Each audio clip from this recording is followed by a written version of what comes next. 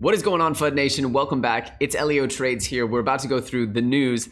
Big shout out to everyone who's been liking, commenting, subscribing. I love you guys. You know who you are. You're amazing. First of all, we got to talk about Tether and how it's literally imploding. We're going to talk about Trump meeting with Ripple and the XRP team. We're going to be talking about NBA players accepting Bitcoin.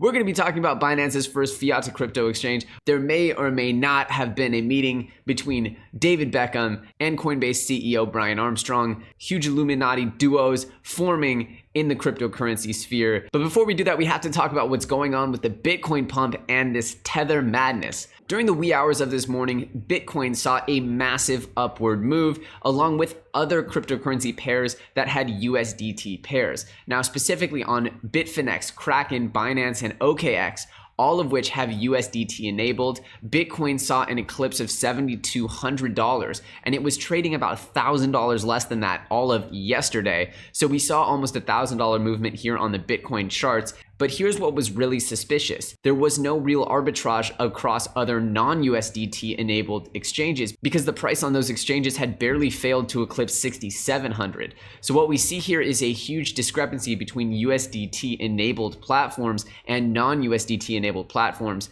And coupled with this, we see an absolute plummet of the price of Tether, at one point going as low as 94 cents. 94 cents for a Tether. That's 6% down on a stable coin. So we're all wondering right now what is happening. Now, there have been a few theories as to what could have caused this. One of those theories is that people are en masse leaving Tether because they've lost confidence.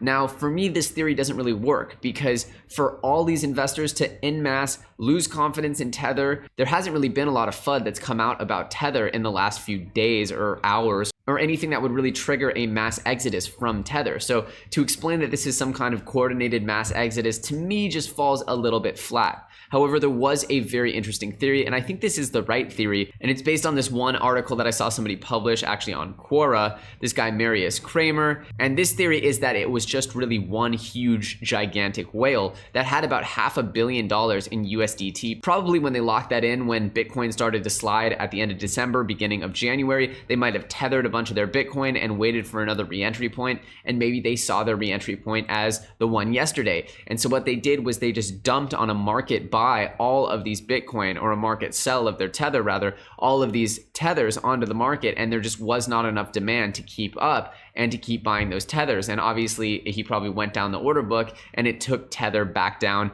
to, the low 90-cent range. That to me makes a lot of sense. Anyway, the result was a huge pump to the upside. And so we have that to be thankful for, though who knows if this price is going to be long lasting. This isn't kind of sustainable volume. This is just one single event of somebody kind of untethering, causing a chain reaction in the market. But we don't know whether, if at all, this is going to hold. The price could very well just come right back down to the low $6,000 range. And any exchange showing over $7,000 in Bitcoin is really not an accurate price. The actual price is about 6,700. So we'll see how we can progress from here. Regardless, it's been a phenomenal pump. A pump's a pump. I'm like Arnie. I love the pump, and I'll take it. The greatest feeling you can get in a gym, or the most satisfying feeling you can get in a gym, is the pump. Now, very interestingly, we have a report that Corey Johnson, the CMO over at Ripple, has been in talks with none other than the Trump White House about XRP. Supposedly, there is some attention on cryptocurrencies, and the White House is fully aware that China is really leading the charge, controlling 80% of the mining of Bitcoin and Ethereum, and they're not happy about it. So they're looking at XRP, a pre-mined cryptocurrency where mining is not a factor, and they're thinking that that could really, really matter. Now we're seeing, as populism has risen up, and we're seeing a lot of international relationships start to break down, specifically that between the United States and China and Russia and a lot of these other superpowers. Are these countries going to start fighting on an entirely new plane, which is cryptocurrency? And does that mean that the government would start backing cryptocurrency as a means for global influence? These are all very, very interesting points. And to me, it brings in a whole new dynamic to the equation that I had not yet considered, but this could truly lead to a lot of extreme excitement and bullishness within the cryptocurrency industry. How this will play out as far as global power dynamics, I have zero ideas. I know a lot of people have concerns about centralization as it pertains to Ripple and the XRP ledger. This would certainly only add fuel to the fire there, but regardless, I find it very interesting. We'll see what's going on. Supposedly the White House is very interesting in doing a lot of homework and specifically very interested in XRP. So we just have to see how this story plays out. It's probably going to be a long time before we hear anything from the White House, if at all, but this is still just very interesting to hear Ripple talking formally about speaking to the White House about crypto. We also have word that Brian Armstrong, CEO of Coinbase, and David Beckham, CEO of Bending It Like Beckham, are joining forces to form a giant robot to fight against the bears in the crypto market. Anyway, here's Brian Armstrong and David Beckham hanging out. They look like good pals.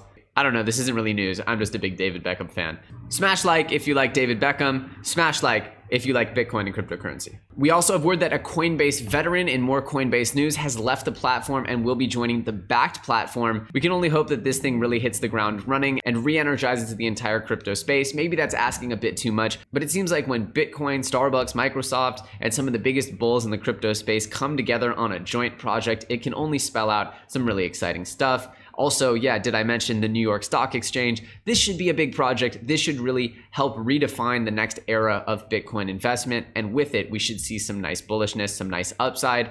That's my hope. That's my prediction. But again, who knows? We also have word that Binance has launched their first fiat to crypto exchange in Uganda. Huge round of applause. I know we're all about to travel right over to Uganda so we can use this.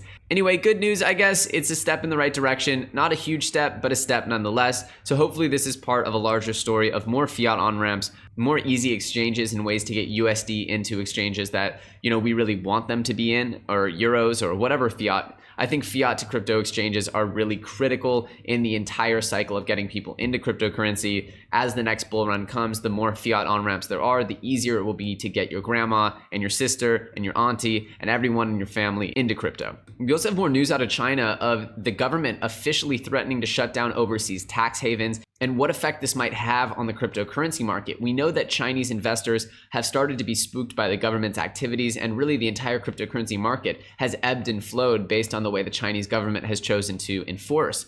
But we also know that the trade war between the US and China has created extra strain on the Chinese government's pocketbooks, at least in the short term. Right now, China as a government had a much longer term plan of reining in its wealthy elites and sort of getting them to pay the piper. So this trade war has potentially pushed forward plans of China to really rein in their wealthy elites and shut down tax havens and really monitor all the financial activity going on so that they could maximize the amount of economic power that they wield. At any rate, we can hopefully see that this leads to more and more investors choosing to pick up some crypto and invest in the crypto space out of fear for having the Chinese government sort of seize their assets or really encroach on their financial freedoms or their wealth.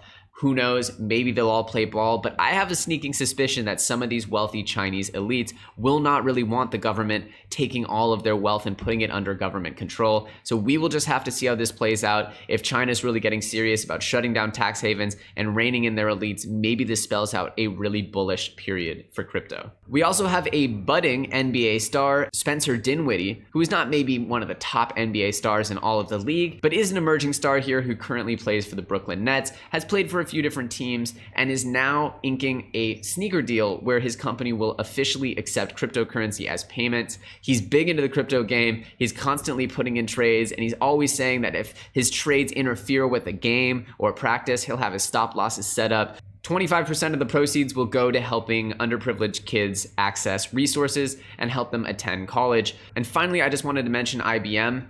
IBM has just been smashing it. Obviously, we talk about IBM all the time. I'm going to be mentioning them on another video that I recorded for this week. This week, I'm actually out of town, so I recorded a bunch of videos ahead of time so that there will be content throughout the week. And I do talk about IBM blockchain in a later broadcast that I'll be airing in a couple days. It's just been absolutely amazing to see IBM do what they've been doing in the space and just delivering on everything from IoT to food traceability to government partnerships to cross-border remittances. IBM is really absolutely on the forefront of the blockchain revolution. They might even be the biggest ship in the blockchain revolution. It's very interesting stuff. So keep your eyes open for IBM. They've got unending patents in the space, and I can just see them really shaping the future of this industry. Well, that's it. That's it. I know it's so sad to leave, but it's time for me to go. I hope you guys enjoyed this episode. If you did, throw me a comment in the comment section below. Let me know what you thought. Smash up those likes. Of course, if you're not subscribed to this channel, I encourage you to hit that sub button, and don't forget to hit that little bell notification. That way you're made aware whenever I put out new content.